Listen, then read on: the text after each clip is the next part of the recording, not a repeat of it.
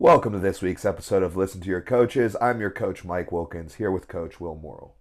This week, we're going to talk about a bunch of stuff that happened this past weekend, and I'm going to start it off with some jiu-jitsu. Sounds All good. right, so this past week, there was a jiu-jitsu event. It's like the coolest jiu-jitsu event, and this is the second time that I've seen it go down. All right, so it's called the PGF. I believe it stands for Professional Grappling Federation.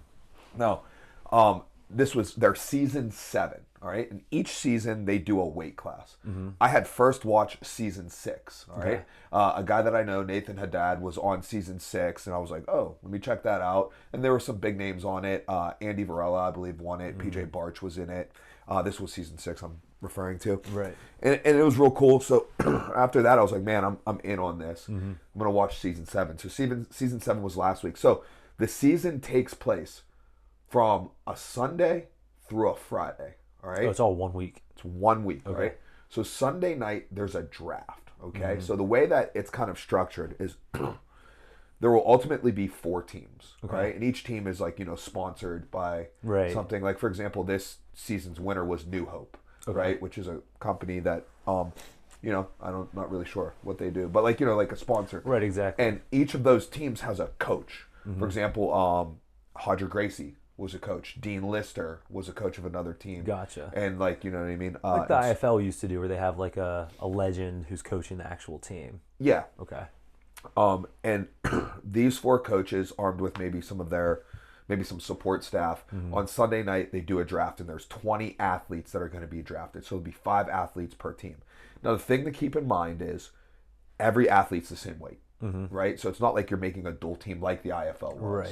Right. So this season was 205, so everybody had to make 205, and you draft a 5-person team, and the way that in like the draft works, it's not necessarily like straight up like NFL draft, like oh, first pick, second pick, third, like you bid, like someone goes up there and you bid money on them. Oh, okay. So now, does the order of who like gets bid on first, is that kind of like ranked, or is it just kind of random? Or you know what? I'm not 100% sure. I've only watched like a little clips of the draft. I haven't watched the draft. But whatever. Let's just say that it's like auction style bidding. Right, yeah. Right? And you have a salary cap, so and stuff like that. So like, you know what I mean? If I pay a lot up front for PJ Barch, which I do remember PJ Barch was the number 1 pick of season 6, then like I'm not going to have a ton left. Right, when to it get comes another down, big star. Yeah, the bottom side of the team. So, and then this season there were alternates as well, and thankfully so, because several alternates were needed. So let me tell you how the season works now. Okay. 4 teams of 5. Right. Each night you have 3 matches. All right. So let's say I'm on the blue team, right? So on night 1, I'll go against person A from the red team, person A from the green team, and person A from the black team. Gotcha. You know what I mean? So, and then on the next night, person B from the red team, blah, blah, blah, blah. So during the season, so Monday through Thursday, you have 3 matches a night. All right? So you have 12 matches in 4 days. That's wild. It's wild. And you don't go against anybody from your team. Right. And, from Monday through Thursday, right? In those 12 matches, you don't go against anybody from your team. Now, depending on how you do in those matches, scores points for both you and your team. All right? So if the match, it's a 6-minute round, sub only. If it's a draw at the end of 6 minutes, it's just a draw. All right. If someone gets stalled out, then the winner receives 2 points for their team and themselves. This will come in. You know what? I'm just gonna say, it'll make sense. Yeah. If I beat you by a joint lock, they call that a break. Okay. Right. 3 points. Right. If I beat you via strangle, they call that a kill. 6 points. Sick. Right. If the break and or strangle come within the first minute, you get a bonus point. Oh, cool. Right? So like if I guillotine you off rip, 7 points. Right. You know? If I pull and heel hook you off rip, 4 points. You know? Interesting. So the team at the end of the week with the most points wins $100,000. You know, so For the whole team. The whole team. Got you. Not each. Right, the right, team. right. So then you divide that up amongst the athletes on the team and so forth. And I'm last season was like $20K a person, but I think with alternates, because people were getting injured. Yeah. You know what I mean? Yeah. I don't know if It's a lot of grappling. they might have had to divide it up like by an extra person or something. So yeah, So it's pretty cool. And New Hope ran away with it. And then on Friday night, what they do is out of the 20 people, the top 8 who scored points for their team, right? Let's say, like, throughout my 12 matches, I had 6 draws, 2 kills, and 2 breaks. All right. So that means I had 2 strangles. So there's 12 points, 2 breaks. There goes another 3 for each. There are 18 points. And 18 points happens to land me in the top 8, right? Puts me in 8th place, right? Well, on Friday night, the top 8 go into a playoff bracket. Oh, that's so sick. Yeah. Now, the playoff bracket, since a match can't end in a draw, if the match does draw, you go to EBI overtime, which is like fastest escape or fastest sub, 3 innings, 3 rounds of that, but only back control starts. And 2-minute time limits on those. We don't need to get caught in the weeds on it, but it's just such a cool thing. Like, and it's fun. Like, it's like all week I was like going home. And do they like broadcast this like live every night? Yeah. Oh my gosh. Or do they make like a season out of it and record it and then put it out later like The Ultimate Fighter? Terrific questions, because I would have never said this. I missed that. So Sunday through Thursday, live and free on YouTube. Okay. Now season 8, who knows? Like, they're doing well, so who knows? But so far, live and free on YouTube, Sunday through Thursday. That means you get to watch the draft. You get to watch all the team matches, right?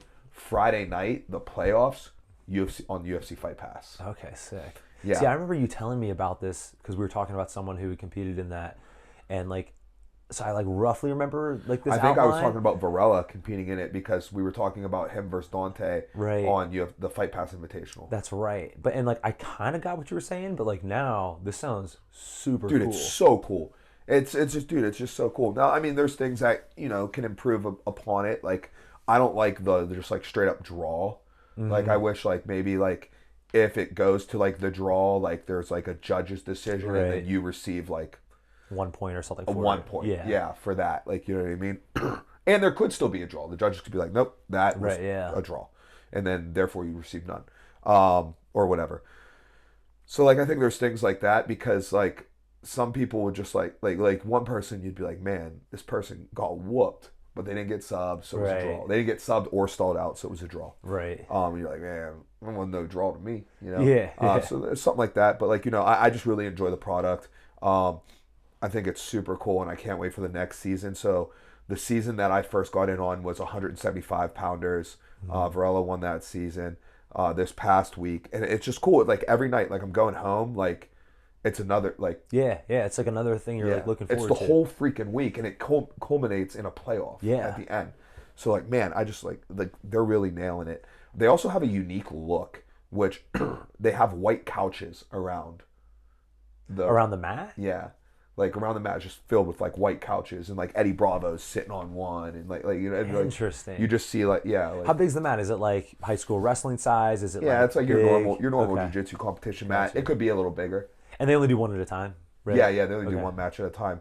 But it's super cool. I mean, it runs long. Now, the other thing that what they did with season 6 is, after the fact, they came out with like kind of like a mini doc on it, like a 5-episode mini doc, something like that, in which each episode was like an hour, which was like also cool. So yeah, the PGF, follow them on YouTube, check it out and get pumped up. Season 8, I know is going to be 155 pounders, so I promise you that's going to be super exciting. Now, do they get any guys who are like in the UFC who are just like, who's like a 155er in the UFC who like pops over, or is it like actual pro grapplers? So far it's been all just like actual grapplers, but during the playoffs, right? There's only 7 matches in the playoffs. You got your 4 quarterfinals, your 2 semis, and your final. So to give a break in between, like the semis and the final, right? Because like if you're on that bottom side semi, you win your match, and your next match is the final. Right. Yeah. So it's just like, oh, do we go right now? Yeah, after exactly. This like, you know what I mean? Oh, also the winner of the playoffs, the individual winner, receives an extra 20 grand.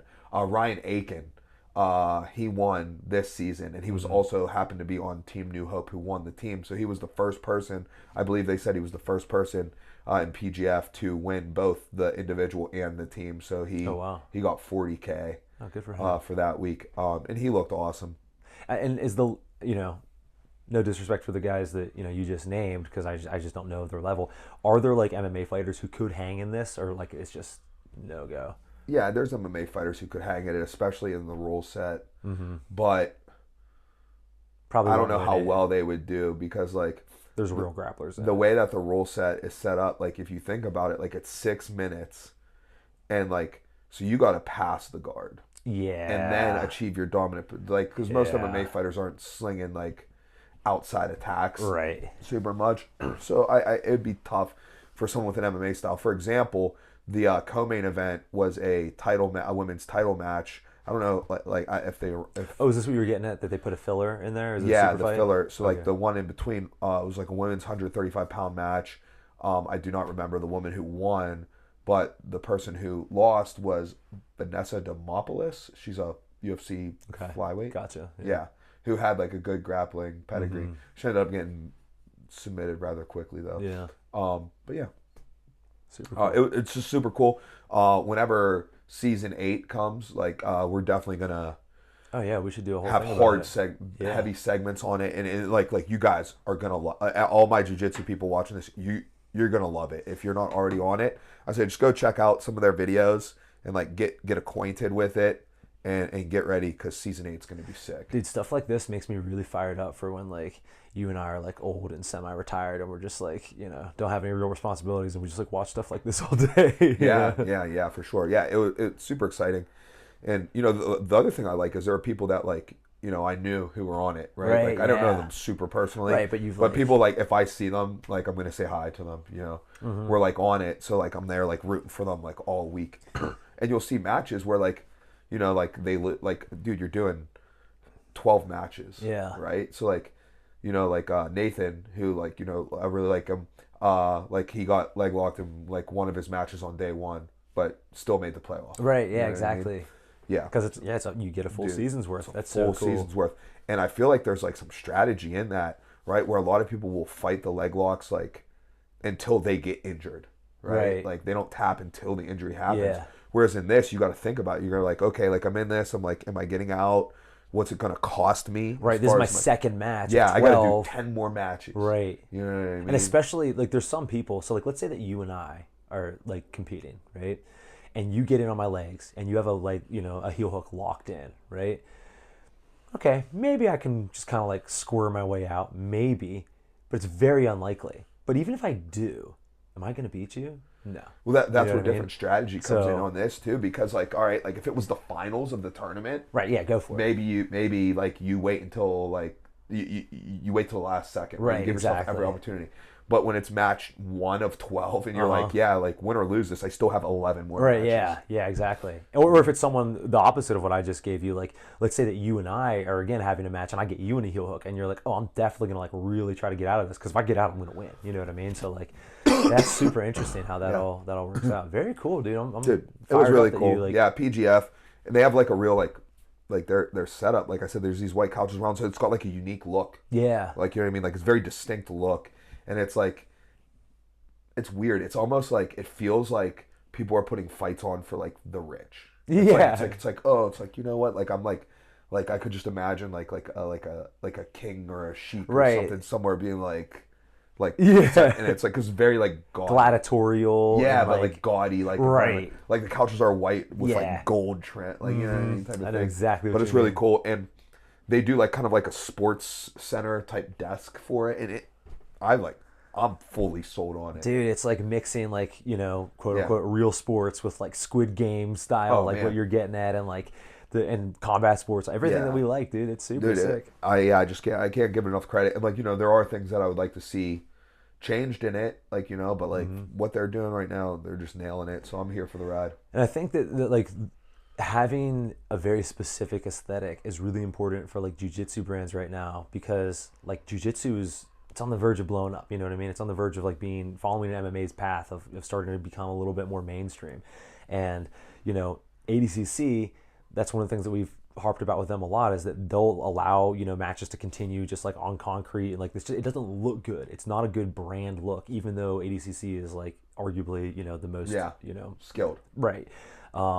CJI, you know what I mean? Like you see a CJI match, You know what I mean? Just because of how it looks, you know? So I think that's a really important thing. Yeah. And I'm very interested to see where this goes. Yep. So check out the PGF, and whenever season 8 comes up, like weeks ahead of time, you know, we'll do a lead up, and like maybe since Mock it's a week long draft, thing, we could do like whatever. Yeah, maybe since it's also like a week long thing, we might have to do like some shorts. Yeah. And be like update like day 1 last night, blah, blah, blah. Maybe I'll just like pop on like. Also, maybe we can finally do what we've threatened forever and you know, watch along live.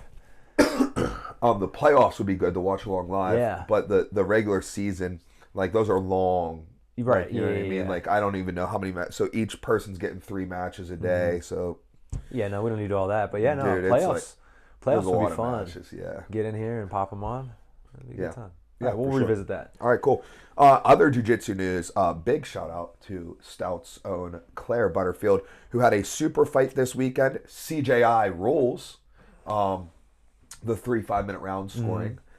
Claire looked very good, very clean guard pulls, getting her guard pulls off, using her guard very aggressively, took the back several times, had a lot of moments of attacking the back to attacking from mount to attacking the back, kind of creating like a closed circle of dominance. Finished out the second round with an arm lock being extended as the round ended, and then went to the third round and finished with a knee bar. There's some importance to that knee bar. So just the week prior, she had a fully locked out knee bar in her quarterfinal match at the Pans, which she ended up winning the match via points. But she had this knee bar fully locked out, like tucked under her armpit and everything. But like there was a misinterpretation of where the attachment of the legs should be, and it allowed her opponent to have mobility in her hip. Right. So if I'm going to lock out your knee joint, I want your hip to be immobile, and then below your knee, like the ankle area, to be immobile. If I allow both your knee and your hip inside of my lock, then both those joints move. So as I go to extend the knee, the hip can then hinge and kind of compensate for some of that pressure. Right. So she made that adjustment immediately. We worked on it on Tuesday. Her, Vince, and myself, just like, you know, we didn't spend like a ton of time on it either. Just like, hey, do this. Yeah. Why? Because of this, this, and this. Yeah. Okay.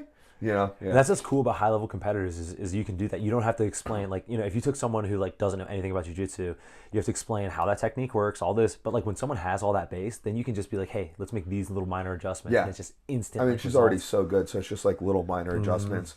So moving in the Worlds, which I believe will be her next important competition, it's going to be about tactics. You know what I mean? A couple technical things here and there, but like tactically playing the game. She competes all the time, so she competes in so many different rule sets that, like, you know, like sometimes you're just like you're doing jiu-jitsu, like when you're competing in all different types of rule sets, you're kind of doing jiu-jitsu like how jiu-jitsu was meant to be, like just like free. Yeah. You know, like going for the sub and stuff. Right. But if you're trying to win major titles, you gotta know the tactics Exactly. as well. So that'll be a focus running in the World. So another good match by Claire, and she won a submission bonus in it as well. So, she finished that knee bar? Oh yeah. Oh, sick. Yeah, she won in the third round by knee bar. Gotcha.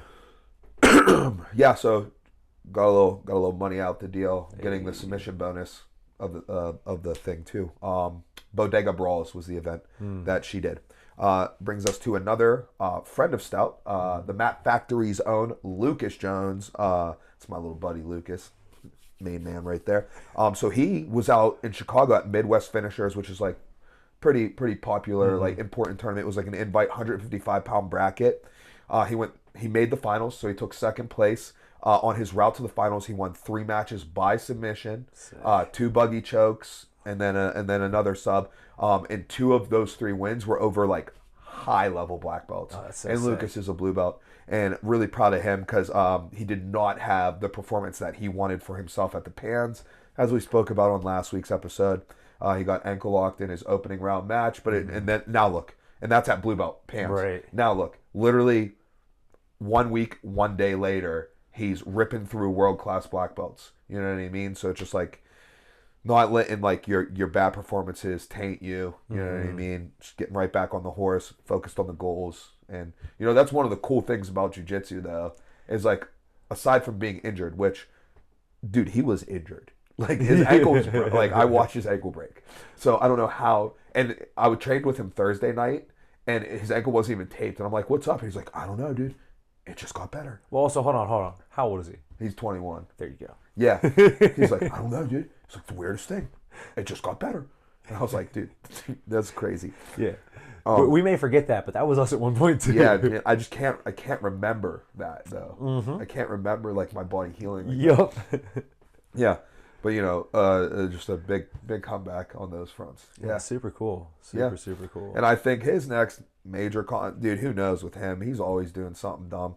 But his next like major competition, in my opinion, is also the No-Gi Worlds, which he'd go put it together. And again, he's just like Claire. They're just like competing at finishers, Midwest finishers, Bodega Brawl, super fight here, super fight there, tournament here, IBJJF Cleveland, Pans. And it's like all these ADCC Opens, all these roll sets. You know what I mean? So I would like to see them both like kind of like dial in a little like a little bit on like the tactics for to play the IBJJF game properly for that tournament. You know what I mean? For sure. Yeah, I want to see them both have success at that tournament. Definitely. Yeah. So that wraps up my jiu-jitsu portion for today's card for the time being. But I know there's going to be a little bit of jiu-jitsu later when we get to talking about one championships. Oh yeah. But before then, why don't you take us to the Made Men card on Saturday night, in which we had 3 of our own fighters competing. Mm-hmm. Yeah, so we were down in West Virginia for a Made Men card, which, pros and cons of being in West Virginia. I do like the rule set for amateurs. We get some head kicks there. And, I like that. Ground and pound. I like Still shin that. guards, but whatever. Silly. But anyways, yeah, so we went 1 and 2, which was not exactly what we wanted. No. But pros and cons to pull away from it. So I guess we just start at the bottom. So first fight we had was young Max. Yeah, Max Gerald. Mm-hmm. Max was looking so good leading up to this Just fight. not only looking so good in practice leading up to this fight, but in the first round. I left the first round being like, there's no shot, you lose. Yeah. Oh, yeah. Right? Yeah. A remarkable outclassing of his opponent in the first round. Yes. And it was almost like his first fight or whatever, where I was like, maybe I won't even give this kid water. He's just killing it. You know what I mean? That's how much he was. Also, let's back up a little bit. Who he was fighting. This kid, which I'm a fan of this kid now too. Yeah. But because he was cool to us afterwards. But I've never seen this. Okay, so this dude shows up, no corners, and he's first fight, and it's 6:45. They're doing a rules meeting. He's not. The fight's at 7. He's still wearing clothes. No hand. Doesn't even know who's wrapping his hands. Doesn't even know who's in his corner. Comes alone. Yeah, and every single time, that's not super uncommon nowadays. Less so, but you and I have seen plenty of that, right? Yeah. Every single time that has happened, whoever was fighting, they were either just a tough kid who was able to gut it out but got outclassed, or they just get absolutely smoked, right? I've never seen one of those dudes do better than just being a tough kid. I've never seen them have skills. This kid had skills, and he had composure, which was super rare for someone who shows up without a corner. I'm like what happened? Does he train in a legit gym? I don't know. It doesn't really matter. He got announced out of a gym too, not independent. So I was like, oh, and it was in Minnesota. Yeah. I don't know. Maybe I should look that back up and hit up my boy Jay. He's from there, but dude, the gym that he got announced out of, I know them. Oh, okay. Yeah, I believe he got announced out of the academy in Minnesota, and the jiu-jitsu coach there is a buddy of mine who I competed against. I had 2 matches against him in the IBJJF Chicago. Okay. Yeah, Hayden Buckner. So I might have to hit him up and be like, who is this kid? Who is this kid? What's going on? Right, yeah. Why weren't you there? Yeah. How did this happen? Yeah. But so anyways, so leading up to it, we had a little bit of, also the fights got moved, so we didn't know Max was going to be first. And then we found out kind of last minute. So I'm wrapping his hands a little bit fast. We're doing a bit of an expedited warm up. And while we're warming up, this kid's still getting his hands wrapped, right? And Max was so sharp, and we were looking good on pads. And sometimes I know it's a little odd, warming up in front of the opponent. But I was like, yo, let's show off a little bit. Let's let this kid know he's about to get the work, right? So we're getting it on pads. Little bit of a brief warm up, but whatever, right? So they kind of delayed the show, got things moving. Like you said, first round, Max just outstruck this kid.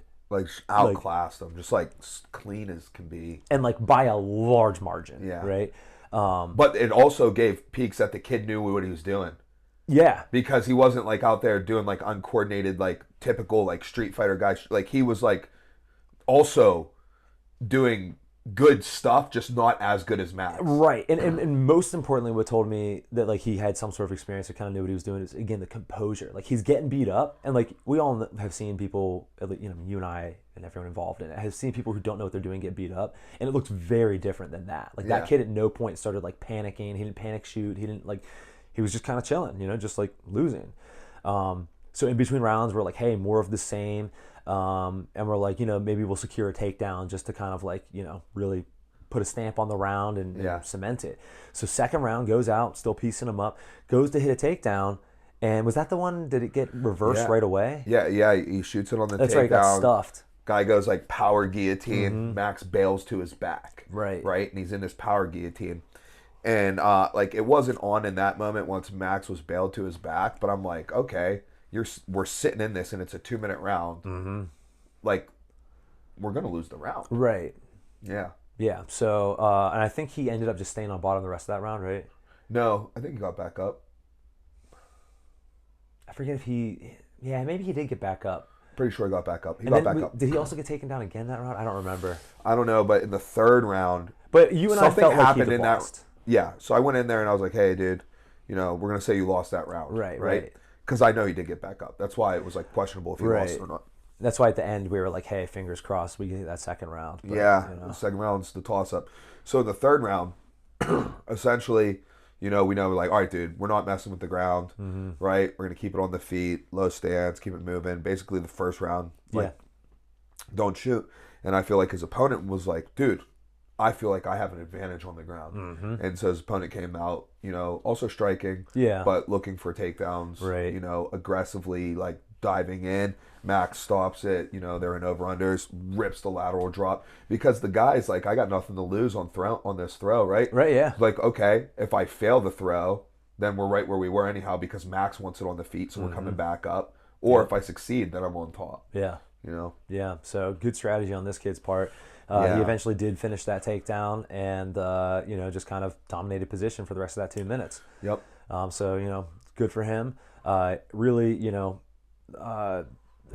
it's just like, you know, sad for us because, like, you know, I was so confident going into this fight in Max, and he looks so sharp. Yeah. And luckily, Max is a young kid. We've got lots of time for him to develop, you know what I mean? So, like, this isn't that big of a deal, to be honest. And it tells us a lot of things we need to work on. Oh, it's certainly not that big of a deal. But it's just a little just sad in the moment. Exactly. You're always trying to win. But, you know, definitely a lot to be learned from this fight. And also, I think this is important to say too, is like you and I go into fights, whether we tell the guys or not, like with expectations. You know what I mean? Like sometimes, so for example, we were like, oh, Max is gonna crush this kid. You know, he showed up without a corner. You know what I mean? Like we expected something different, and not that like Max did anything wrong, and we're like, oh, you didn't live up to our expectations or anything like that. Just like that's what we had assessed, and you know, it's just like a bummer when you're wrong like that. You know, so yeah. That sucks, but hey, again, Max is young. He's super talented. He didn't really get hurt. He's super young. He's only 20. You know, now he can fight good roles in PA. So he's gonna have a lot more opportunity to really improve his skill level and stuff like that. So it's like no big deal. Right. And we got some good data. So we'll you know, we'll expect to see caught an him outlier. Like you never see that out of a dude who shows up ill prepared. Yeah. You know, without like support. Right, you exactly. Know what I mean? You're like, dude, I've seen this story 100 times and it's ended the same way 100 times. Yeah. And it's like, okay, now you got your outlier right here. Right. That kid, I was like, oh man, like whatever. I don't like this kid. He just like beat my dude. And then we're in the back, and he had this like matching black and white outfit. Yeah. And he's just sitting there by himself, like just chilling. And he was like, we have like a big squad like in the corner or whatever. And he like shouts across the room to us. He's like, hey guys, what do you think about this outfit? And we're like, yeah, dude, looks cool. It's sick. He's like, should I put this jacket on? We're like, absolutely not. He's like, oh man, it's cold. I was hoping. We're like, nah, dude, you gotta look good. Nope, can't do it. So then I ended up liking him, but yeah, no, I did like him too. Like, you know what I mean? Like, it's like just because we compete against you, doesn't mean that like you're not also a good person. In fact, it tells me that you probably are because like you like the same things I like. Yeah, exactly. You just happen to like him from a different and in fact area. When they just said his name, because I didn't know his name, and they were like, hey, like someone needs corners, I was gonna be like, hey man, if it's like not a time, like maybe we can do. And then I was like, oh wait, no, he's fighting Max. We can't go to him. Yeah, for sure. But anyways, yeah. So that was that fight. That was unfortunate. Then next up we had Josh Sarasnik. Yes. Man, beast. So we thought that he was gonna have an easy fight because he was gonna fight an independent. So Josh Sarasnik, he went through a roller coaster of opponents for his first fight. So he's he's AMI debuting 205er. We had this guy from West Virginia who was a 185er moving up to 205 who was 1-0. But I thought it was like a good matchup because Josh has some decent high school, Western PA high school wrestling. Right. Wrestled at Chartiers Valley High School, which is a good wrestling school. Brady Joling wrestled there. Dylan Evans, two-time state champ, was on his team. Coach Bill Evans, good coach. So I knew that Josh had some good wrestling and had a lot of experience in competition with wrestling. Right. I watched his whole junior and senior year because I'd be there watching Brady. Yep. Like, oh, here goes this big goofy kid. Yeah. Watch him too. I didn't know that he had aspirations to fight. Or else I probably would have like tried talking to him or something. Yeah. But neither here nor there. Neither here nor there. So his original opponent, something happened. I think it was like a work-related thing. So then the replacement was Ken Latham. All right. Now, Ken Latham is famous in our circle. Yeah. Famous to us. So Nicole texted me. He's like, oh, Devin's out. Ken Latham wants the fight. Said that he put some weight on. I'm sure you remember him. And I'm like scrolling through our previous texts. I'm like, did we get offered him before? I'm like, I can't figure it out. So I just type him in. And I saw he fought Brian Hess. So let's put this in perspective. Brian Hess is currently 2-0, 145-pound amateur fighter. You guys may remember this story. So Brian fought him on July the 13th. Brian, I put him in to fight at 155 because I thought Brian was a little bigger than he was. Yeah. So in Ohio, it's same day weigh-in. Okay, so that means you're weighing in at noon and fighting that night. So you're not going to cut as much weight as in like perhaps in PA. If it's day before weigh-in, you can start to cut to like what your pro weight class would be, right? So there's definitely a positive to there being a day before weigh-in. So in my view, I was like, okay, Brian, you're definitely a 145er, but you're probably a day before 145er and a day of 155er. So I get him to fight, and he goes, oh, 155. Oh, good. Oh, I've been weighing out of practice at 153.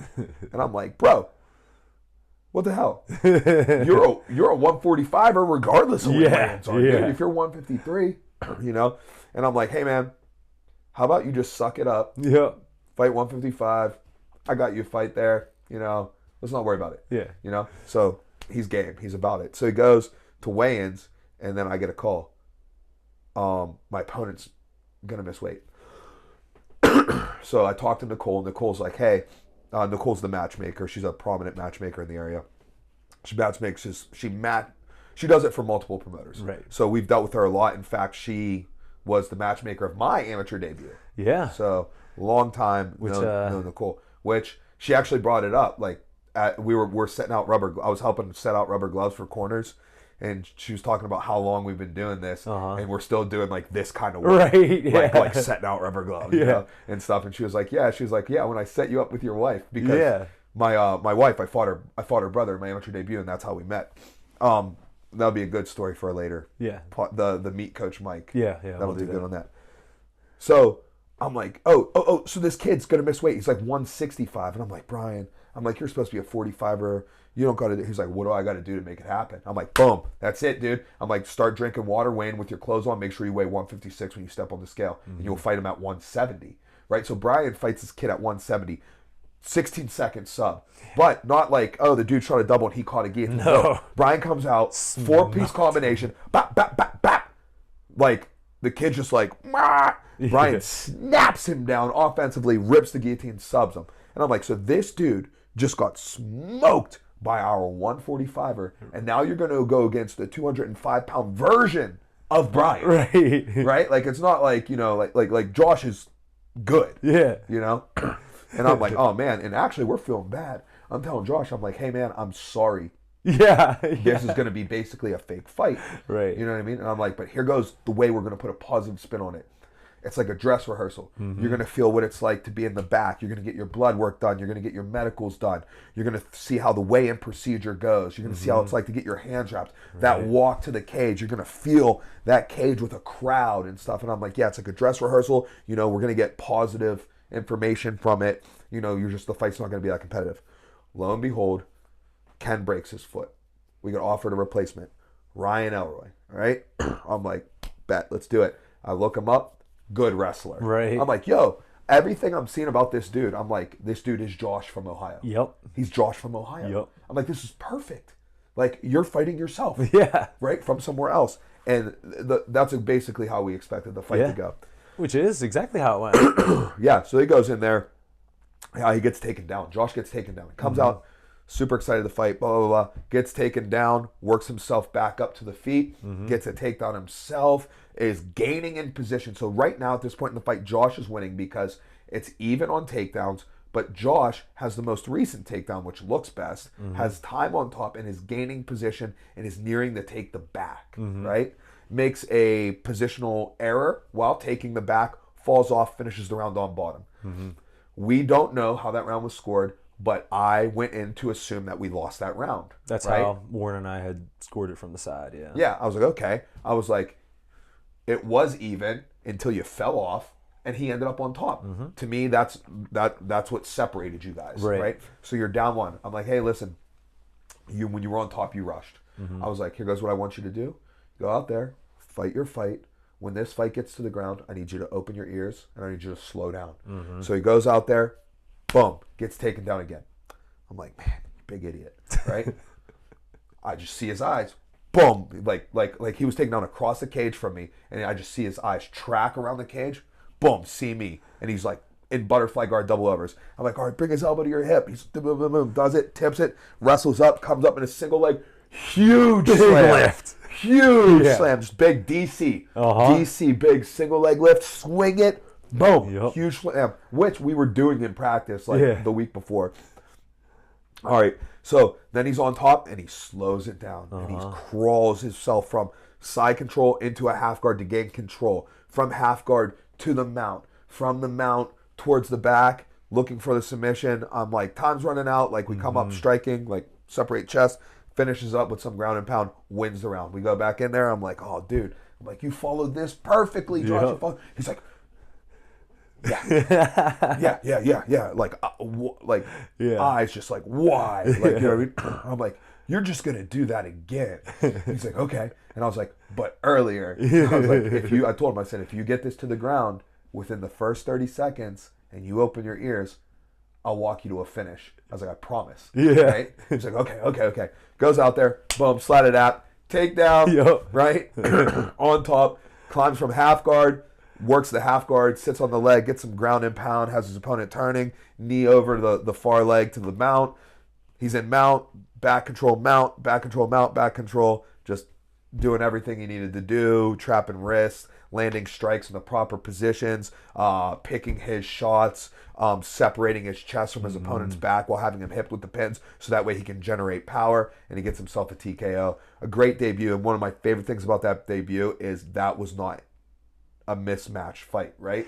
Dude, like that was a very evenly matched fight. I was just about to say that fight is going to age, or that win is going to age really well because the opponent was like good, like legitimately good. You know what I mean? Yeah, he's good, so he's going to go on and do well. But also, it's just like you know what I mean? Like, think about the experience he got versus the experience that he was about to have. Exactly. You know what I mean? Yeah. He just gained a ton of experience, confidence, you know what I mean? Like knowing that he should maybe listen to his coaches, slow things down. Well, he's always such a good, like, he's a student. Yeah, for sure, for sure. Reinforce it in him. Dude, he was slow about this too. Like, I talked to him and he was like, earlier, and he was like, yeah, like, maybe I debut in like the spring of 2025. And then like I saw someone else post that he said he was going to debut in the summer of 2025. And I remember when I was talking to him because he wanted to talk about his school schedule. He's a student at Robert Morris University. He wanted to talk about his school schedule. And I was like, yeah, dude. I was like, you should probably fight. And he was like, well, do you think I'm ready? And I'm like, yeah. Yeah. He said, well, when should I fight? And I was like, I don't know, pretty much as soon as I can fight. And I was like, let's look at October, November, right? You know what I mean? And then we got it on November, and I was like, all right, do November. Let's do it. Yeah, very cool. Very cool. So good 1-0 start for Josh. Very proud of him. And it's nice to have a big guy. It is. And also something I was going to say when you were like, he's all, is when you see like the bantam weights and whatever, and they're like young kids, they're like 20, and they like act kind of goofy like Yeah. kids. It's just like it seems normal because they're kids little, size. right? Exactly. Yeah. But then when you have giant dudes who are also like kids, yeah, it's so funny. I tell you what, nothing like gets me feeling older than them, right? Like, Yeah. because like some of the fighters, like I feel like I definitely feel older than them, but I feel more like big brother. Right. You know what I Right. mean? Like some of these guys, I'm like dad. You know? It's like I'm when you dude, met I'm Luke like, Martin's dad, and Bro, you're right? like, bro, we got Yeah. more in common than your son. Yeah, I met Luke Martin's dad, and I was like, how old are you? Yeah. I was like, are we the same age? Dude, I remember one time my college boxing coach, I was saying like, oh, like my parents are coming to see this fight or come visit me, whatever. And he was like, oh yeah, like I want to meet your parents. And I remember like thinking to myself, it's weird because like I kind of identified with him. He was like about 10 years older than me or whatever. And my parents are more than 20 years older than me. So like, he's closer in age to me. And I was like, that's weird. I couldn't imagine being like a little older than someone and like wanting to meet their parents. Like that's bizarre. I wouldn't want to like, I don't know. And then like now that I'm like getting to that age, I'm like, oh yeah, that's cool. Like, I like meeting these kids' parents. You know what I mean? And then like get a little bit older, and then you're like, dude, I got more in common with these guys than your kids. Dude, I mean, I'm not too far off from being older than some. Yeah. There will come a day where we are older than their parents. Yeah. Right? We'll have a kid who's fighting, and it'll be like, oh, this is my dad. And my dad, and your dad, it's gonna be younger than me. Dude, I'm still barely hanging on to. We still have a couple active fighters who are older than me, but that's gonna change very quickly. None older than me, right? Unless you count Rocky. Nah, I don't think is he fighting anymore? There's possible. Oh man, okay. Possible a good opponent. Oh dude, he's such a savage. Yeah. All right, cool. So that's Raznik. Mm-hmm. All right. So now we got to talk about Josh Ramirez. So it lost a tough decision. Should we give some backstory on this? Yeah, let's give some back. Go ahead, give some backstory. Okay, so Josh Ramirez, he showed up at our gym, what, year and a half, 2 years ago, something like that? No. Like about a year ago, because his first like introduction to like everything was like the January trip. Yeah, that's right. Okay, so he showed up to our gym like a year ago, and very, very skilled grappler. You know what I mean? Very skilled grappler. Four-time state champion in high school, blue chip recruit for D1. He's all a brown belt in American, jiu-jitsu. High school All-American. Yeah. Super legit brown belt in jiu-jitsu. Yeah, and great athlete. Super legit. Like we took him to ADCC West Coast trials, and he's just balling out. Ends up losing via DQ for thugging too hard. Yep. And credit Luke Martin. And he has just like a fantastic attitude. He learns super well. Like he showed up to the gym. He won't mind me saying this with like pretty bad striking. Yeah. And like, man, he has really turned that around. He's like, good at striking. Again, like I hesitate to say like, oh, these guys are great at striking because like I know where their true potential lies. But he's made a ton of gains in that department, and like to the point where I felt like very comfortable and confident in his striking. And kind of because of these, accolades, we had a really hard time finding a fight for him. We had a really hard time finding a fight for him. Also, some of his fights were coming up non-sanctioned, so he was a 5-1 amateur record. Mm-hmm. There was a moment where there was this Russian kid, and no one would fight him. So Chael Sonnen's posted on Twitter, is anybody willing to fight this kid? And Ramirez took the fight. It was a 5-round fight. He lost 3 rounds to 2. Which is wild because I remember I ran his fight sim like a week before that fight or whatever. I didn't find out, and I also heard Chael talking about it, like, oh, I got this kid, no one will fight him. And that was just like a distant memory in my head. I didn't connect those until like not that long ago. I was like, oh, you were that kid. Yeah, he lost 3 rounds to 2. Doing some things that, ill-advised strategy in the later rounds, like getting suckered into like a brawl instead of winning with takedowns as he was doing in the first couple rounds, and took it on short notice and all that, right? And then that kid goes to go on. Now he's currently 4-0 pro. You know what I mean? And all this time we're trying to get Josh a pro debut. He's battling some injuries, here and there, undisclosed injuries, and it's just like also. He has to debut in a certain state, right? Yeah. Because his record's coming up. Like, on Tapology, he's 5-1. But 3 of the fights were, like, I don't know which ones they were. But, like, it was in a state that didn't have, like, an athletic commission or something. For whatever reason, there was something screwy. So, like, you know what I mean? So, he's being viewed as a 2-1, so then he's not allowed to go pro in a lot of states. And it's like, all right, find an amateur to fight this kid. Yeah. You know what I mean? Like find an amateur. We had a hard enough time finding a pro. Right. Like, yeah. So eventually we find a kid who's willing to fight him. Short notice. Yeah, 1 week. So we're 1 week out. We get this fight. He's going to fight another very good wrestler. Jordan Teague wrestled at Notre Dame College. I think it's Tag. Tag.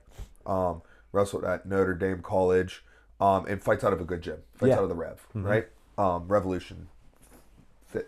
Fight and Fitness, I believe. Fight and Fitness. Yeah. You know, and they're good. They're very good. They have some really good fighters. We very friendly with them. I know their coaching staff very well, and their coaching staff's very good. Oh yeah. You know? So I knew this was going to be like a good opponent. Absolutely. Right? And I think that it was like some coaching, like some poor coaching and preparedness on my part, and probably just like kind of like thinking like, I don't even really know how to say it. Like it's like just being like, oh, like just holding Josh like so high that I'm like, yo, I'm like, dude, I'm like, because I know how good he is. Right. Right. So like, I don't think like, you know, there were some areas in which I could have prepared him better. I think it's kind of like we were talking about with Claire earlier, right? How all these bricks and foundation have been laid. So now we get to the end and we're like, oh, we can just put some little flourishes on it. We make a couple little adjustments here and there. And now we have a complete picture. You know what I mean? And because he's built up that base in a lot of different areas, I think that, you know, and I want to speak for you, but maybe perhaps on my side, there's some things where like, you know, I'll overlook like, oh, I won't treat him the same way I would treat maybe like another like 0-0 pro, you know what I mean? Because I'm like, oh, like you said, we know that level he could be at. Maybe I'm not articulating this perfectly, but again, maybe there's some things that like I could have done a little bit differently, you know? With that said, overall, I felt really confident going into this fight. Like we'd done some really good preparation in the week that we'd had. He and I did some like very serious like fight sims, like on pads where like I'm wrestling him, you know, which by the way, my neck is holding up nicely. Shout out to my surgeon. There you go. You know, I'm getting in on shots. He's grappling with me. He's getting ground and pound on the pads. And, you know, I'm like shocked at how hard he's hitting like on the ground. Like he might hit harder on the ground than standing up. It's like kind of insane. And just mentally he's doing well. I was doing a lot of like the, you know, what you and I did before like Vegas. Like I'm doing a lot of like the visualization stuff with him and the mental prep that I know how to do. And he felt like very ready for me from my end. But in hindsight, I'm thinking of like a couple things that maybe I could have done a little bit better. Yeah, I mean, I think that's kind of like what you were getting at. Yeah, so I think where I failed is, so I would see him a lot in practice, except the bottom position, and I'm pretty sure he was doing it to give other people work. Right. You know what I mean? Like he's so much better than like pretty much everybody he's training with. You know what I mean? Now Farman's back, so you know now we do have a compatible partner. But if Ramirez wasn't training against me, then like he's just like a whole head better than whoever he's training with. So there were times where like, you know, he'll play guard, like he'll allow a takedown so he can play guard and like stuff like that. And in the back of my head, I was like, he shouldn't be doing that. He shouldn't be doing that. And I just like never said it. I just like never said it. I just let him play guard and stuff. And like even like the week after we saw him the fight, like I was like, okay, man, like we got to talk. Like, yo, we don't accept our back on the cage. And we don't accept our back on the mat, because I see him do it. I was like, hey, you know, we don't do this. We don't accept this. Like I get like you being a good training partner and like letting your training partners work, but Warren had told me in the past, because he would see me doing that, and he was like, hey, if you're going to do that, you do that. Here, I would prefer you never to do it, but you do it far away from fights. Far away. Whenever you're in fight camp, you win. You win. And, you know, like I told Josh, but I told him in the dressing room, like after, I'm like, hey, you know, we don't, like, and it's like, dude, that's far too late to be, but like, you know, I just like felt like he wouldn't be on bottom. You know what I mean? And, you know, and the one thing that I was slightly concerned of, and he had given me no reason to be other than one thing, was his gas tank. And the only thing, like I've never seen him gas out, right? But he's probably not getting pushed super hard in sparring. And the only thing is like he once said something about his gas tank, right? And I think that's the big thing is, you know, you got to believe in your cardio. You got to have your cardio, which is one thing, but then you got to believe you have it. Yeah. And you got to be willing to be tired. You got to be willing to fight tired. This is something that I feel like I am very, very, I have an intimate knowledge of it, because when I was boxing, right, like I was good for a college boxer, right? Like I would hang with, we had a pro who would come in, you know, and like very good in the training room. Did not do well in competition because of exactly what I think you're getting at, is the belief. I was obviously in phenomenal shape, but I was always so scared going into the fight that I was going to gas out. Tired, yeah. That it becomes, you and I talk about this a lot, you're playing Mario Kart, you see the banana, you're like, don't hit it, don't hit it, don't hit it, don't hit it, don't hit it, and then you hit it because you're just so zoned in on it. So you go in like, don't get tired, don't get tired, don't get tired, don't get tired. I wouldn't warm up well because I was like, oh, I don't want to waste energy here. You know what I mean? Like, yeah. And again, it's literally not that hard to get in like good shape, right? It's a little harder to get. You got to go do shape. it in the fight, though. You got to go do it in the fight, and like I lived the same mistakes, right? You know what I mean? Like I gassed out in a fight, and then from there on, I'm afraid to get tired. So it worked in two ways for me. Number one, I would sprint. In my next fights, I would sprint and get the finish. And I know when I would get the finish, I'd be like, oh, thank God I got that finish. Because if I didn't get that finish, I was going to gas. Right. You know what I mean? And it was like that until I did it. Yep. And then there was a fight. In fact, I ended up losing the fight on a split decision. But I fought hard in the third round. I fought to the point where where I was tired and I still fought. Right. And, dude, right after that, I immediately, like, my level jumped significantly right after I fought hard while tired. Yes. I wrestled hard while tired. Because I was fighting to not get tired. So I would like pace, find places to be inactive. So that way, and then when I'd get like a position, I'd sprint. You know what I mean? And then like, I found out that like, hey, you can fight a hard fight. You can fight through this, right? And then right after that Hannah fight, boom, I just went next level. Yep. You know what I mean? And it's crazy because like, we both fought that fight, and you know he won the split, and then I just skyrocketed past. Yeah. Skyrocketed past. And so that's something that I know like how to do it, but I know how it has to happen. And the way it has to happen is you got to, number one, you got to be in shape. Which I believe, like, you know, he could be in better shape, but I don't think he was in that bad of shape. Right. And number two, you got to face that in there. You know what I mean? You got to go in there and you got to do it, you know, and you can't learn that in the training room. You got to go do it in the fight. You know what I mean? And, you know, we had Lucas on a couple weeks ago, and he was talking about how now he fought a 3-round fight, and he was like, yeah, he was like, he was tired, but he like fought through tired. He was like, yeah, it's fine. Like he's like, my confidence is through the roof now, having fought a 3-round fight. You know? Yeah, understanding that we're not like pacing or trying to get in shape so that we don't get tired. We're trying to get in shape so that we just perform while we're tired, and we accept that, you know. So, it's just, you know, kind of unfortunate. Should we briefly go over how the fight went? Yeah. So first round, they come out. You know, he gets taken down.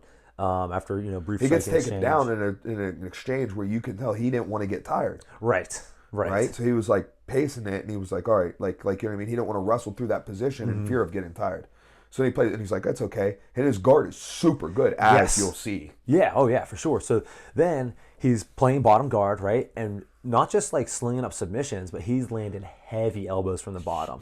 You know, Tony Ferguson style. Like he cut the dude open pretty badly in the first. Bad cut. And big hammer fist too, and like you can hear it. Like it's heavy off his back.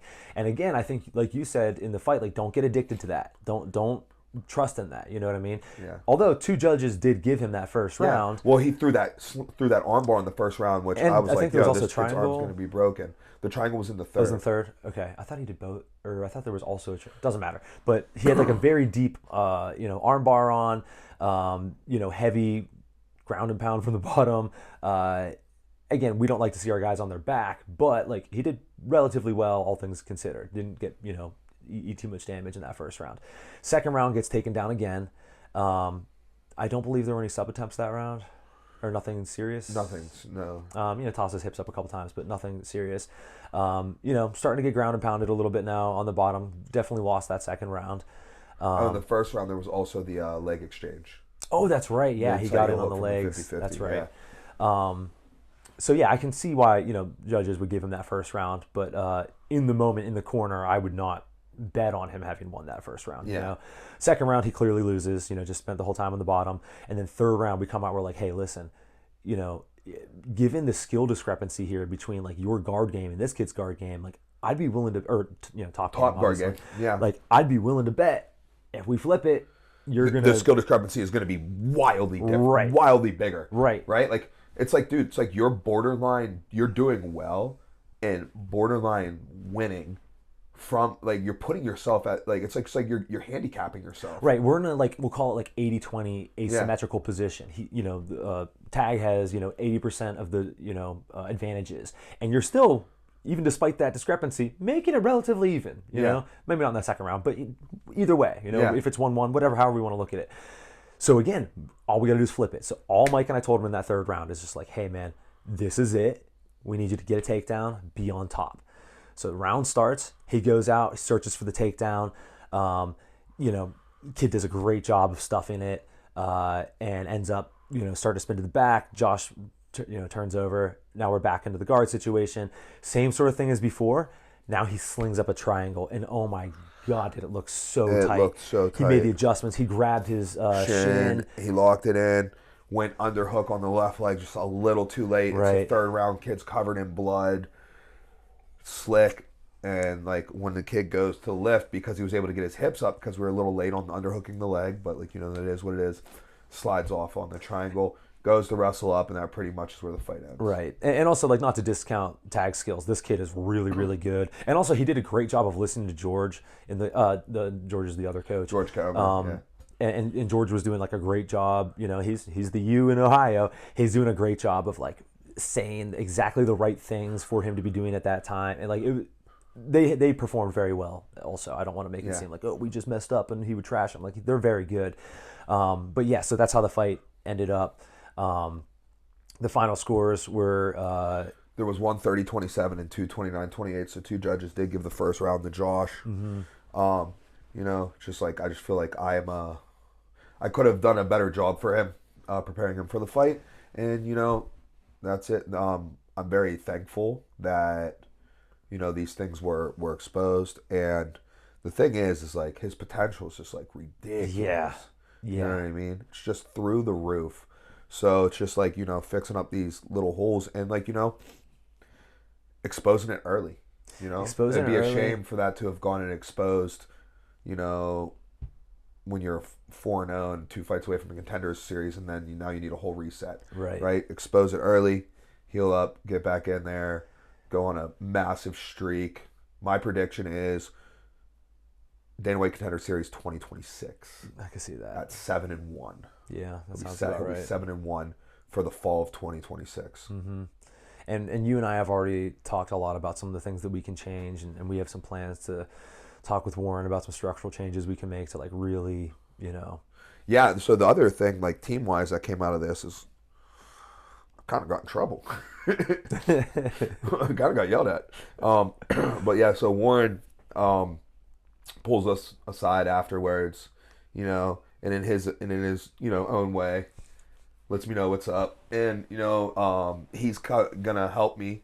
Help us make some more adjustments to get these guys better prepared moving forward, especially in the grappling department. Right. So yeah. And something that I say, to you and some of the guys and whatever is like, when they win, they won. When they lose, we lost. You know? And like I really feel that on this one. Dude, I feel that on this one big time. Like this one's, Yeah, like there's things that you and I can do that are really gonna, I feel like this is the largest contribution to a loss I've ever given in an MMA setting.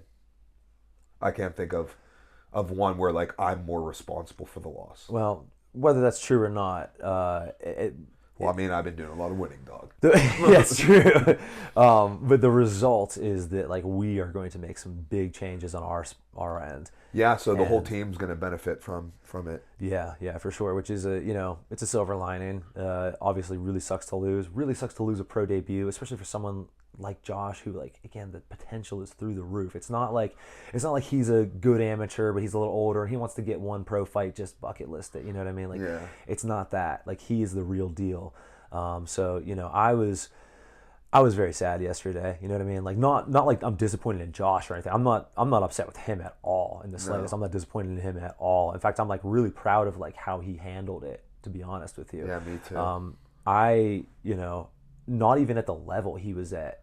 I've had plenty of losses and like did not handle it nearly as well as he did. And so I was really impressed with that. But I was just really bummed like all day yesterday, really. Yeah, man, I'm bummed right now. Yeah. So, Josh, just know that we've got some big improvements coming for you, and it's going to be different next time. Yep. All right. So, before we jump off of like the made men card, let's go shout out to Cheyenne Hall. Yeah. It was the main event that night. Cheyenne improved her record to 4-1 with a nice knockout. So Cheyenne, Matt Factory, Yinzer Boxing, on a 4-fight win streak. Yeah. And a big, I think it technically went down as a TKO, but like, either way, big stoppage win. I call it 1-on-1. Yeah, we'll call it a knockout. So big congrats to Cheyenne and the whole team, Isaac and Chris. They're doing great work. Yeah. And just like very, very happy for them. Yeah.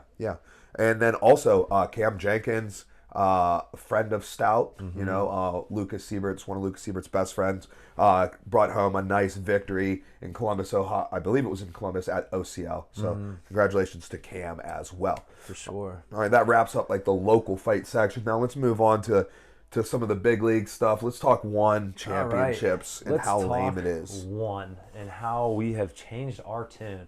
Well, not that we've changed our tune. That I've gotten on board with you, and that we don't like one. Overall, I still like, I like some of what they're doing. Yeah.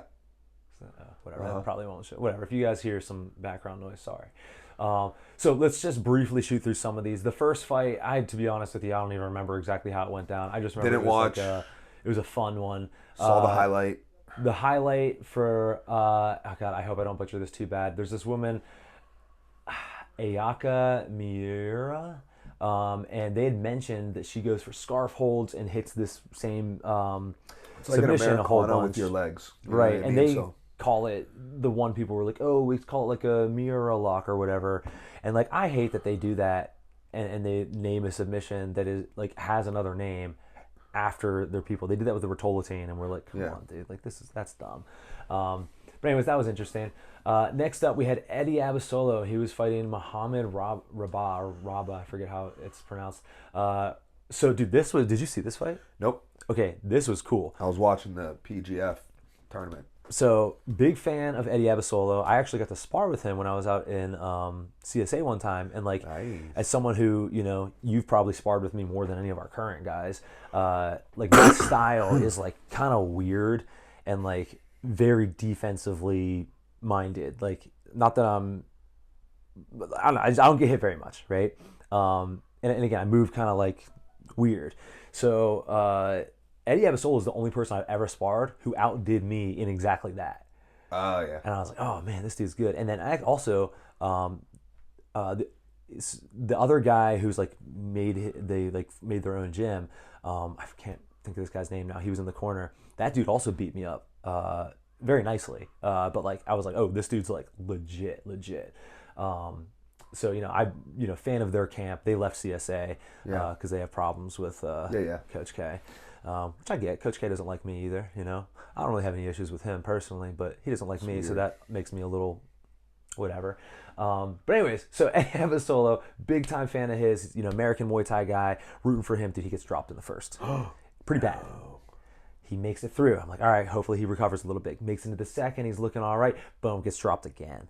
So now he's down 2 10-8 rounds. I'm like, oh, man. And he's never been finished either. That was one of the big things they kept saying. Oh, is Rabah going to be the first guy who finishes, Abasolo? Third round, dude, it's not looking good. I'm like, God, I just hope Eddie makes it out, without taking too much damage. Eddie drops him. Dang. Bad.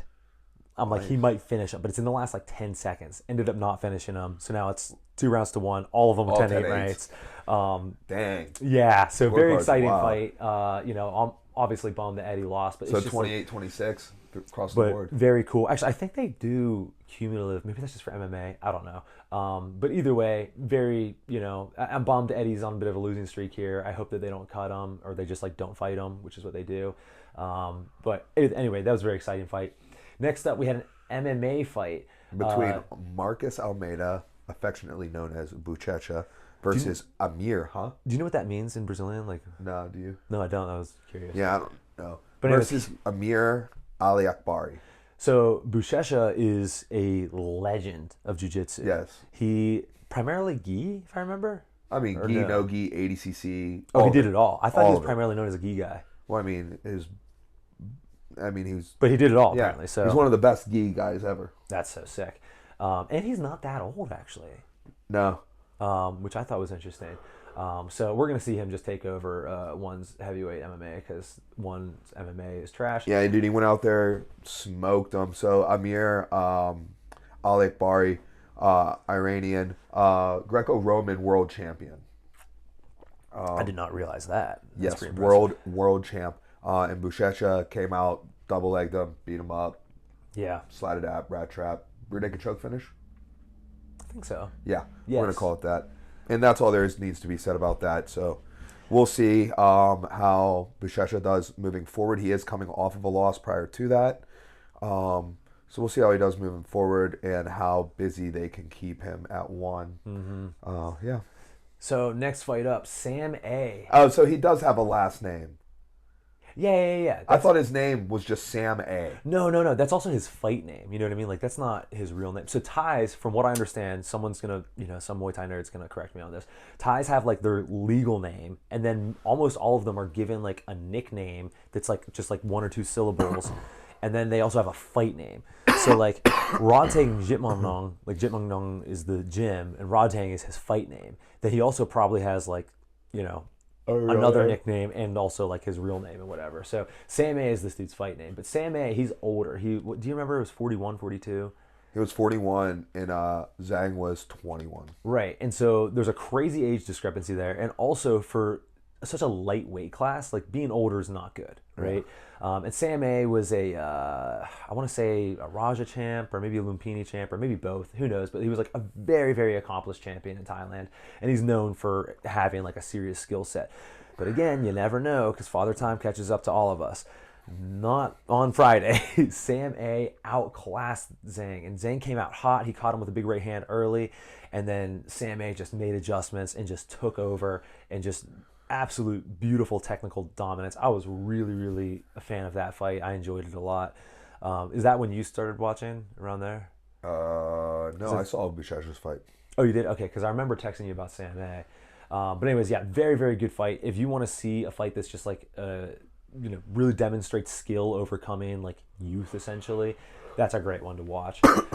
Next up, we got Cade Rotolo in his second MMA match against Ahmed Mui. Oh God, how do I say that? Whatever. So this dude got smoked. Yeah, Cade dude. came out, slide dap, right hand, boom, ground and pound, Darce, game over. Yeah, dude. And what's interesting is he hurt the dude badly with that right hand, and like probably could have finished him with strikes. And like most MMA fighters, I think in that position that they were in would have just, boom. But as soon as he sees, he's like, wait, this dude's just gonna stand like this? Whoa, boom. And he just slapped on that Darce. It was so sick. Man, I really hope Cade gets out of one and we get to see him like, Yeah, dude, I super hope he gets out of one get because some real competition. as we'll see.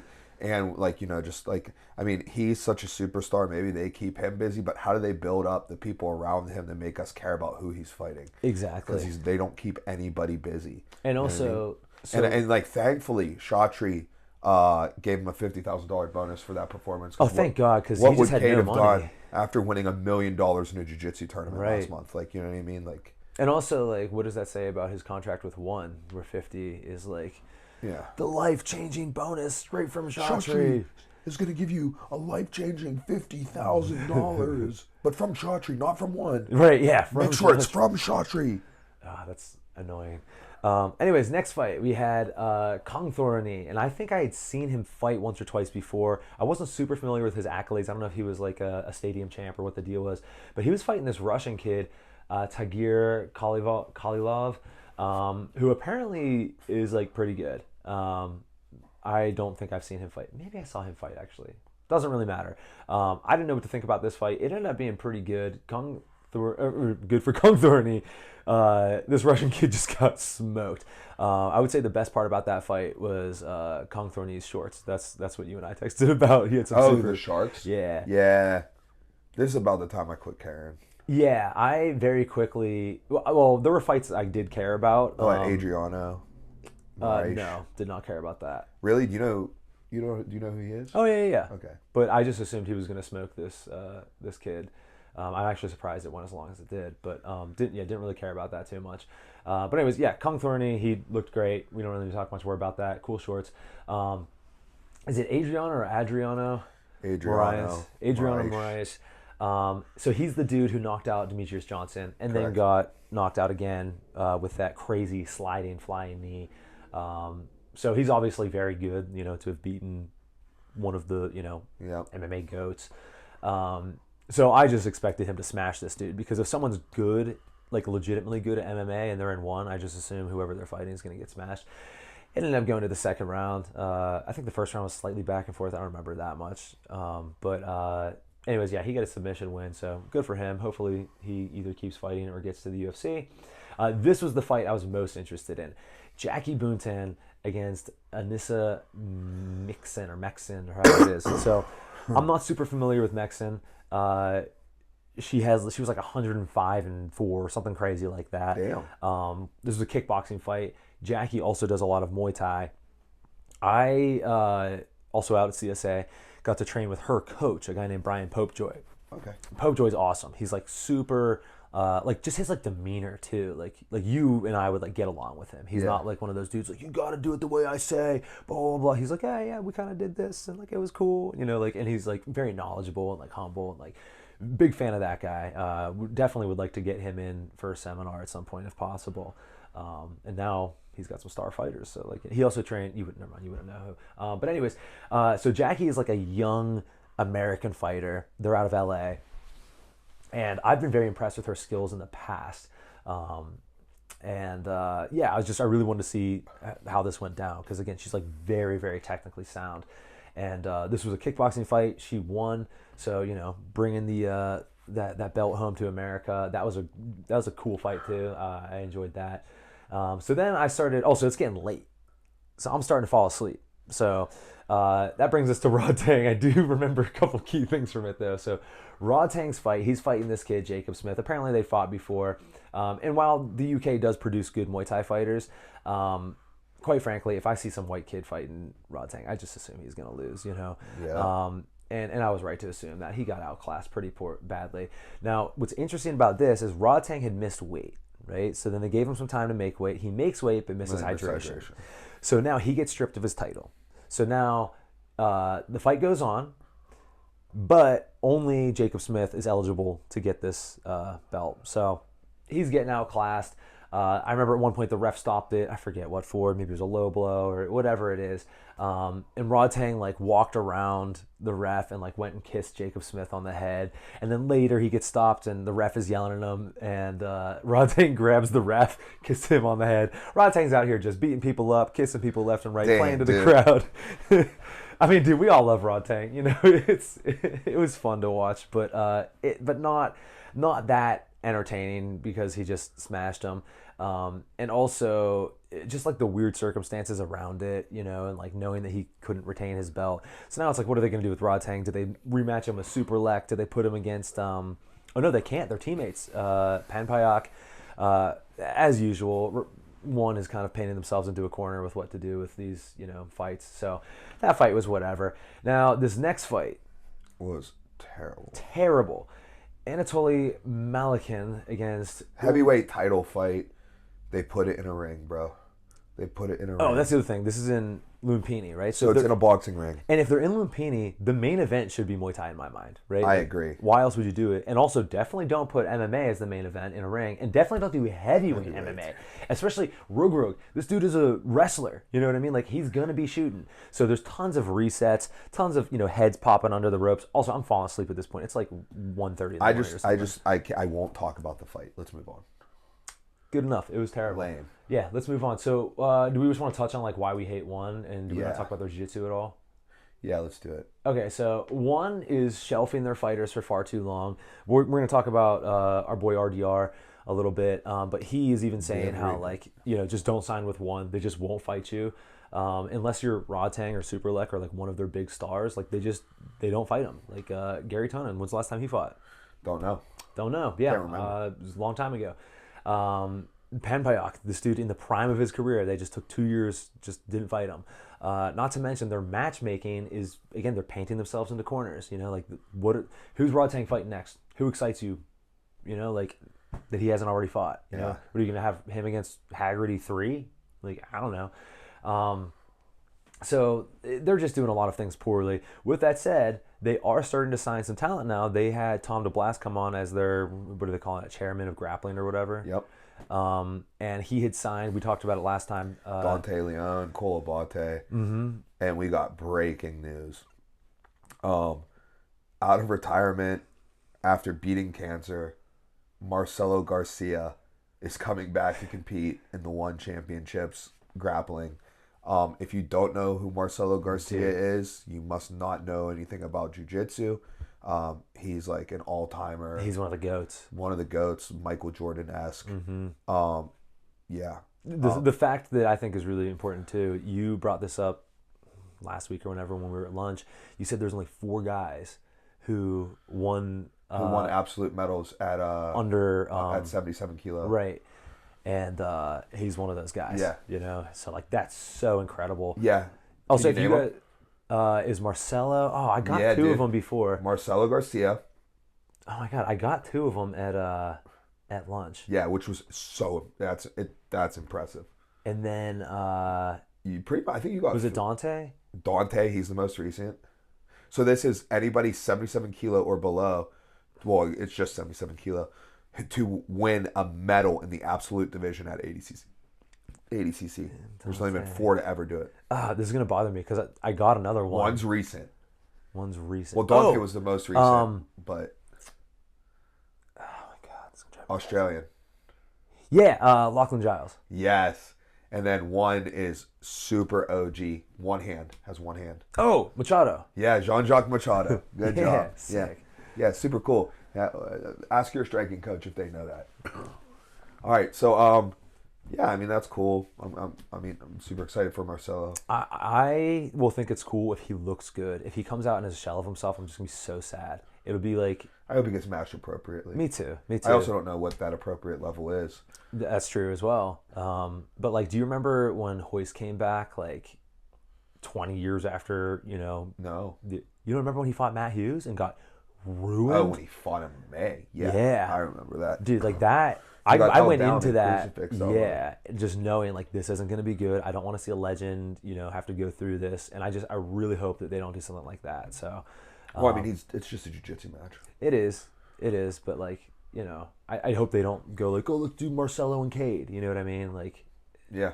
Oh my God, they better not. Right. So hopefully that gets matched appropriately. But knowing one, who knows what they'll do? They just smash their stars together and paint themselves in corners. So we'll find out. I love their product. I love seeing high-level striking. I love entertainment Muay Thai. I'm just like really disappointed with a couple of their decisions, Yeah, dude. I don't know. I'm just like not into it.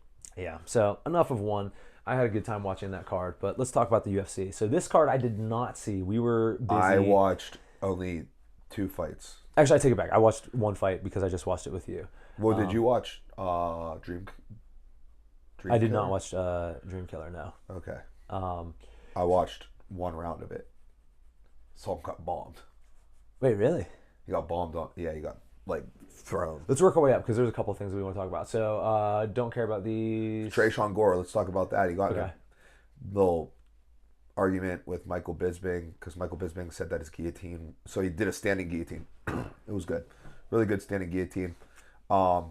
This Antonio Tricoli. He is Mackenzie Dern's like boyfriend or husband or whatever. Oh, okay. I thought you were gonna say brother or something because her dad is Oh yeah. No, and he I think he's in some trouble. I think he like assaulted her ex-husband. Oh, I saw something about that on Instagram. Yeah. And then like he also like was like pretending to be Mackenzie messaging Bobby Green because when Mackenzie weighed in for her last fight, Bobby Green was like on like the desk panel and was saying like stuff, like said she looked good or whatever. Yeah. So like he was mad at that. So then he pretended to be Mackenzie, texting Bobby, trying to get them to meet up. Yeah, weird. Isn't it weird how like when you're like 20s, those things make sense, and then when you're like in your 30s, you're like, that's just stop. I can't handle it. Yeah, that's okay. Whatever. That's weird. And you tell me because I didn't see any. Keep it scrolling up. So the next fight we're going to talk about is there. Let's just stop at Gaston Bolanos. Okay, so tell me what you saw because I would have just imagined. So I started watching the fight and it was like a competitive fight for sure. But this Cortavius just like buried him in the first round with a big throw. I've seen Cortavius fight before. Yeah, and like, you know, it was a good fight. Bolanos obviously, you know, had striking advantage, but I think the unanimous decision was 2-1. Now, let me ask you this. Did his striking, like, you know, the discrepancy in skills, did he look like way better? Because that's how he lost. I forget if it was his last fight or not, but he lost striking, and then like, what's he going to do at that point, you know? No, he didn't look way better. He looked better, but not way better. Yeah, I wonder about that because one thing that Coach K said about Dream Killer is that he wished he would have got him wrestling earlier because he has like an extended like 50 striking fights or whatever, and then started to get into MMA. And Coach K was like, "Man, I really wish that like we would have got him grappling earlier." You know what I mean? So if you get that many fights and then you don't have a crazy skill discrepancy in striking, like. I don't know. So I'm hoping good things for Bolanos. I love his style. I just like seeing high-level strikers do well, but we'll find out. Yeah, and then RDR over Mearshart. I'm a big GM3 fan, Joe Mearshart. But RDR looked good. It was a competitive fight. The fight was competitive. So what's RDR's name? René de Ridder. Not bad. Yeah, if you guys haven't seen it, there's a video of him saying it like on Instagram. Some journalist was like, "Hey man, like how do we actually pronounce your name?" And he goes like heavy accent. He's like, and then he goes, "But you guys can just call me RDR." Yeah, the accent just immediately goes away. But I mean, like, dude, it was a good fight. Looked good. He finished him with a head and arm triangle, hanging off the mount, which is how Jiro Mearshart finished his last fight. And there were talks about it throughout the entire fight, about how not needing to dismount off of your head and arm triangle, right? And like they were talking about it like all through the fight, and then that's how he wins the fight. So that was pretty cool. And that was an interesting one because like obviously coming over from one, and we talked about this last time, but he was a 2-division MMA champ, right? Right, 185 and 205. And we wanted to see how that translated. And honestly, Mearshart's a really good kind of middleweight and light heavy. That's not necessarily 185 and 205. Their weight classes are different. That's right. Okay, so that but might for be, hydrational purposes, right. Because if you're like, oh, he made 185 and won, then he can make 170 in the UFC, right? Right. So that's different. But Mearshart's like a really good test of that because he's very skilled and really good, but like I don't see him as like like one of the top guys. So the fact that he finished Mearshart to me means like he could do big things. It's interesting to see. And then also I feel like we should preface this. Last time we were kind of in a rush, and when we were running through the fights, which we kind of are now too. But I was like, oh yeah, this Carlos Prates or whatever his name is. We don't know who he is. And then as soon as I said that, I like went and saw some highlights, and I was like, of course I know who this dude is. He's one of the Fighting Nerds dudes. He's the guy who like he had that big knee finish, very good striker. I was like, yeah, of course I know who this guy is. Yeah, dude, I should have expected that he was going to do what he did because he's been looking phenomenal recently. And Magny's one of those dudes who I think Father Time is catching up with. Dude, whenever he knocked him out, so he knocks him out in the first round. Whenever he knocked him out, like I rewound it I couldn't see the knockout. I was like, what did he hit him with? You know what I mean? But it was like a left that just like glanced off the temple, went over the head. So it looked to me like it missed. Now, one of the things that the announcer said is they were like, "Oh, how do you get that power?" And I don't think he's like a Rumble Johnson type, just like he has like absurd power. Because remember, he hurt Magny earlier. I think Magny was like a little out, and that's why that little strike, that glanced off his head put him out, I think. So I think it's more of like a technique thing, but I do think he has absurd power, like relative to that division on top of it. So I'm very interested to see where that goes. I do have the rankings up if we want to play matchmaking. Yeah, let's pull some rankings up. But yeah, like that whole team is on a bit of the Fight Nerds team. Yeah. Okay, so Magny was 15, right? Yep. When did they change these? Because he's on already Tuesdays. Not 15 here. No, he's 15. He's right there. You're looking at 185. Oh my God, you're right. Okay, got you. Yeah, so right over here, man. Dude? All right, we've got a bunch of There's a bunch of great fights here for him. He could go Luque. That's a super fun fight. MVP is a great fun fight. Michael Morales. That's the one I want to see because that dude's cracks. Wonder Boy, I kind of want to see get some easier fights, and maybe more of an age-appropriate fight. So I don't know if I like that. He actually, I think I saw he had mentioned he wanted to fight Jeff Neal. That's interesting. Honestly, dude, there's not a lot of not interesting fights here. Buckley's fun. Burns is fun. Well, Buckley signed to fight Ian Gary. Ian Gary, obviously not going to fight him, but that's a fun fight as well. But they're signed to fight. I know, but I'm just saying, like, that would be a fun fight. So what do we have signed here? Is Kamaru fighting Shavkov for the title, for the interim title? Shavkov, I don't know if that's been announced or not, but also, honestly, anyone who's outside of the top 5, they're not going to give it to him. And isn't Jack Della Maddalena? Who's he fighting? Oh, man, who is he fighting? I want to say he's fighting... he's signed. Who's he fighting? Click on him. Man, we need... Click on him. No, that's Ian Geary, so that's the wrong one. There we go. Come on, Jack Della. We need a producer. We need a producer. Preferably Up top. Next fight. Gilbert Burns. Burns, that's right. Gilbert Burns. That's an interesting fight. But I mean, realistically, he just beat number 15. I think they only give him somewhere between 9 and 15. Michael Morales, dude, that dude's crazy good. And they're good strikers. Yeah. Do you not see him at number 12? Oh, you want me to click on him? Oh yeah, I was just making sure that you saw. I felt like you weren't replying. No, my bad. That's a fun fight too. Yeah, dude.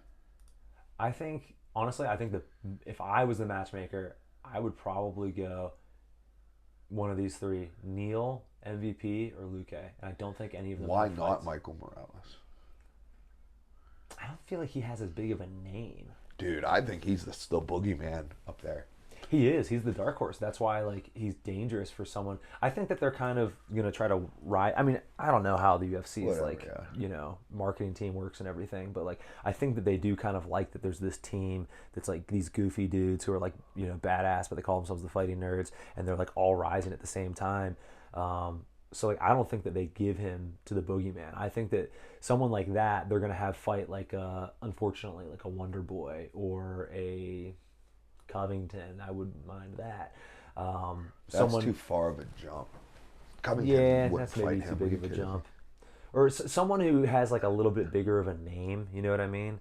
So I think what they're going to try to do with him is give him a fight that gets him a name, but isn't also another up and comer. You know what I mean? Yeah. Because then, although the UFC has done that in the past, they don't you remember? This is a crazy, ridiculous old example. I don't know why this popped in my head, but. Machida fought that guy who was also 16-0. Ladies. No, not ladies. Thiago Silva. So smart. Is it Thiago out? No, Silva. Yeah. Do you remember you and I looked him up on a pod a while back, and he was fighting for quite some time after that. Maybe even currently when we recorded the pod and doing some good things, but outside of the UFC, from what I remember. But out of this, who do you think he should fight next? Well, if you're taking Michael Morales off, then I'm not MVP. Do you think that's the move?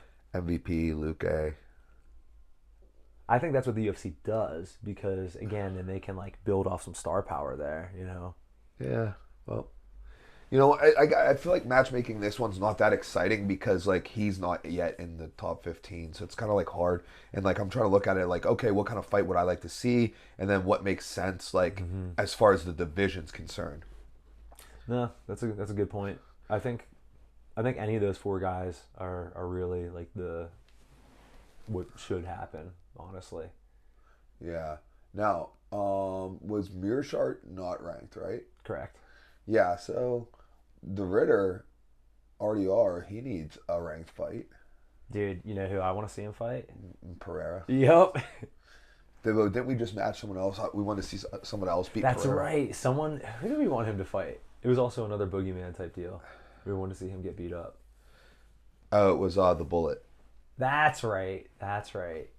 Oh, yeah, because the Bullet will out Pereira. So did the Bullet? Yeah, he got ranked. Look, he got ranked 14th. Yeah, okay. Coming in. Because the last time we talked these rankings were the rankings update on Tuesday, and we record on Monday. Let me ask you this. Do you think that De Ridder, because of his grappling, would you want to see him against someone who's also known for their grappling? Like, obviously this is too high up, but like a Brendan Allen. I was thinking of Brendan Allen. Makes sense.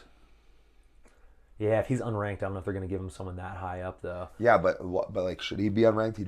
He's a 2 Division 1 champ. Just came in and you gave him an unranked fight and he finished it. That's a good point. Yeah, maybe Jack Hermanson. Hermanson's mostly known for his jiu-jitsu, I believe. Although the last fight I saw, I think he was mostly standing. I can't remember. That's the problem with watching so many fights is they just blend together for me. Dang, look at Dominic Reyes down at 12th. Jeez, Louise. Dude, he had a crazy fall from the top, man. He, had that super close fight against John Jones, and he's had some really rough fights since then. Yeah. I think his chin's given out, but... Yep. All right. Well, that does it for us. Yep. Okay, cool. You're all set? I'm all set. Yep.